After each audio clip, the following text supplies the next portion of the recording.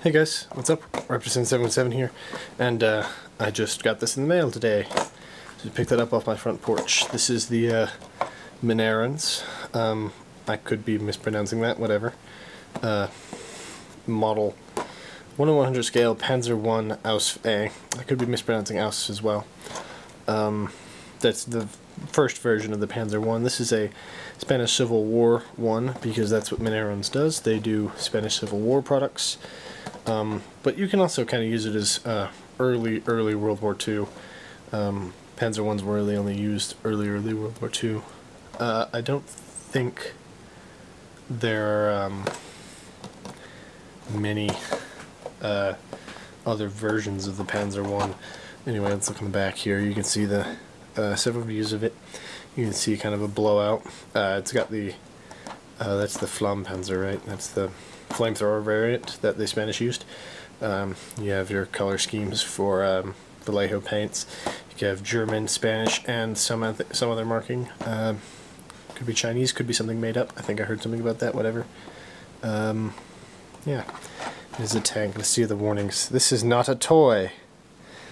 Plastic scale miniatures for wargamers and collectors containing small parts, some of which pointed. That's a lie. It is a toy. It's just a toy for bigger people. I blame whoever. Yeah. So let's open it. There's really nothing else about it. It was made in the EU, but whatever. Let's open this up. These guys are based in Spain, so obvious why they do Spanish Civil War stuff. Which side? Is there a bias for which side? Yep. It's the other way. I'm opening it wrong. Ahaha. Wow. Okay. Interesting. There are fewer parts than even I expected. Don't know why. You get 5 sprues here. Each sprue is the same, so you get 5 distinct tanks here. Yes, let's set those to the side right now. There are no instructions, because there are instructions on the back of the box. Instructions. It's a blowout. Which is nice, because if it's a well-structured blowout, then you don't have much language barrier. And here are those decals, which are of no use to me, because I have never put decals on in my life, and probably never will, because I don't really like them. Yeah, there we go. German, Chinese, and Spanish markings. I was right, it is Chinese. Haha. Yes. So, there's the German cross, Chinese star, Spanish flag, and some other markings. Various markings. We'll put that back in its own little protective thingy. Its own little zippy lock bag. Probably not Ziploc brand, but whatever. Okay, 5 sprues here. Take one. Look at it. There's the hull, if it ever focuses. There it is. There's the hull. Here's the weird thing that kind of protrudes up from the top. Very silly early German tank design. There's the main chassis, the treads, the bars that go over the treads. I don't exactly know what those do. What is this? That is a... What is that? I have to look at the back of the box. Oh yeah, that's just the back. Okay. I just spilled something out. Whatever. So that's just the back piece. Then you have the 2 turret variants. You have the flamethrower and the 2 30 caliber machine guns, both of which would probably have been completely useless against any other tank, which is why the Spanish didn't like it. They just captured a bunch of Soviet T-26s. So these are would definitely be very limited in even the Spanish Civil War.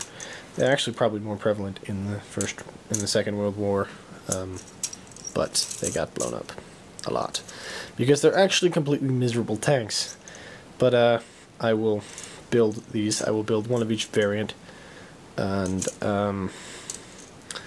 come back and show you what they look like. You look like they might almost be snap fit, although they're not, but they're pretty close. So yeah, we'll see when I get back.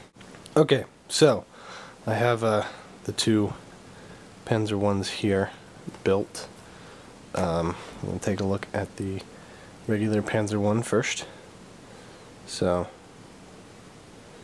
if it focuses in there, come on, focus. Focus, there we go. Okay, so you can see the detail on the track is fairly nice here. Detail on the entire thing is fairly muddy. That's because it's in a soft plastic, which means that the tracks, when you take them off, these wheels are not supported by anything. There's no, I don't know how to describe it. It is just the wheels are a separate piece. So the track goes all the way around and has the wheels connected to it, but the wheels aren't connected to each other, so it kind of squishes and bends, which is really nice because otherwise I would have snapped it trying to clean off the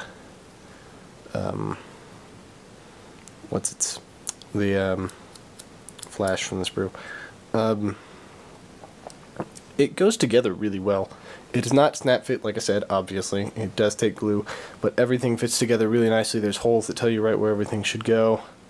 The little blowout on the back is very good for just finding where everything needs to be situated. Here it is again. It's pretty simple, but it tells you like basic directions and stuff. It's fairly nice. So, like I said, detail is a bit muddy, not as crisp as say Zvezda or Plastic Soldier company, but it's overall still pretty good. You can still tell what everything is. Like every Panzer 1 has a shovel right there. I have a complaint, sort of, about the turret. You can see it's very loose here. It doesn't actually stay on.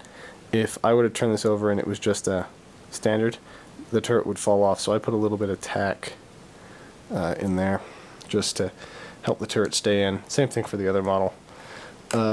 Here's the other one, the difference being only that the turret is the flamethrower version, not the twin 30 caliber machine gun version. Again, I put tack on this one. I believe these were only used in the Spanish Civil War, but bonus is that each sprue does come with both turrets on there, so you can build either one you want, but that also means that you can just swap the turrets. So if you're doing Spanish Civil War and early World War II campaigns, you can just swap the turrets from the flame version to the machine gun version, assuming that you paint them similar, like in the same color scheme. I did make one mistake in assembling these. This bit back here, this box, is supposed to be on that side, and so obviously this is supposed to be the other way around, flipped upside down. In my defense, it does fit in there perfectly fine with going in the wrong way, because if you look at the sprue again, wow, that was a terrible squeaky noise. It's kind of the same on all edges, so there's no real indication as to what you're supposed to do with it. I could have done some research online. Also, the back does not show you which way to put it in, so there's a bit of a problem there, but not much of a problem. Another good thing about the soft plastic is that these barrels here and this main barrel feel a lot more like they're going to bend rather than snap, like some of the harder plastic models, which I am actually about to show you in the size comparison segment. Okay, so we got an all-German size comparison here. Over here we have both of the versions of the Minairons Panzer 1. We have the Zvezda Panzer 2, the Zvezda Panzer 38-3, the Plastic Soldier Company Panzer 3, Panzer 4, Panzer 5 Panther, and Panzer 6 Tiger. So you can see, just if you have any Panzers at all, you can tell how big these guys are. And just imagine over here, about as tall as this guy is a little man, and fairly thin. He could fit in the hatches of all of them. So yeah, they're fairly accurate in size as far as I can tell, having not precisely measured them, obviously. I wouldn't be the one to do that. But here's the full line of Panzers, so 1 through 6, just so you can get a little bit of a view of that. Like I said, these barrels here feel a lot more like they're going to bend when I push them than these ones, which just feel like they're going to snap immediately. And especially with the Plastic Soldier Company stuff, this machine gun just feels like it's going to snap right off, and so does the barrel. Even though they did bend, but they feel much easier to snap. So overall, this little tank is quite nice, quite nice. Especially considering the price. It's about $36, I think, for the box. Yeah, it's $36. So for a box of 5, so you get. I'm trying to do math in my head. I know it's like $7 a tank, $7-8 a tank between them.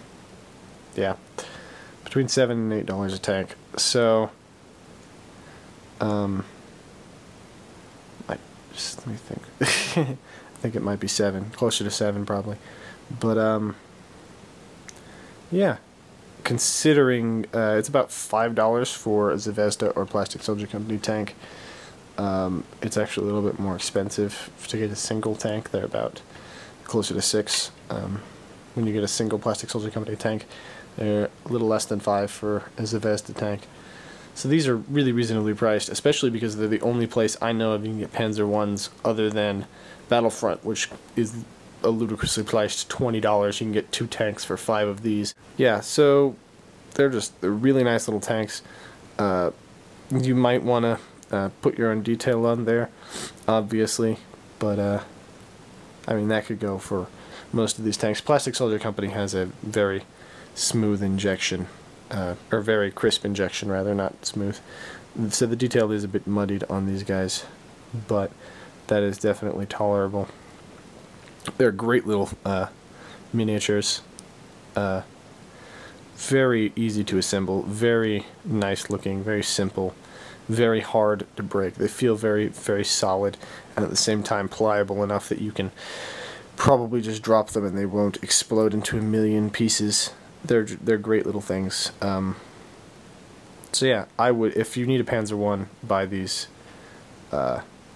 If you don't need Panzer 1s, you probably wouldn't be looking in this direction anyway. You need other Spanish Civil War stuff there. Minairons is coming out with some new ones. I've been following them for a while, waiting for this guy because I really needed a Panzer 1. And I'm probably going to get some of their other 1 in 100 scale vehicles. But like other companies, they also have 1 in 72 and 1 in 56 that are going to come out. I believe the 1 in 72 of this one has already come out, so if you want a 20mm instead of a 15mm tank, you can get that as well. So that concludes my review of the Minairons Panzer 1 superb little tank. So yeah, bye.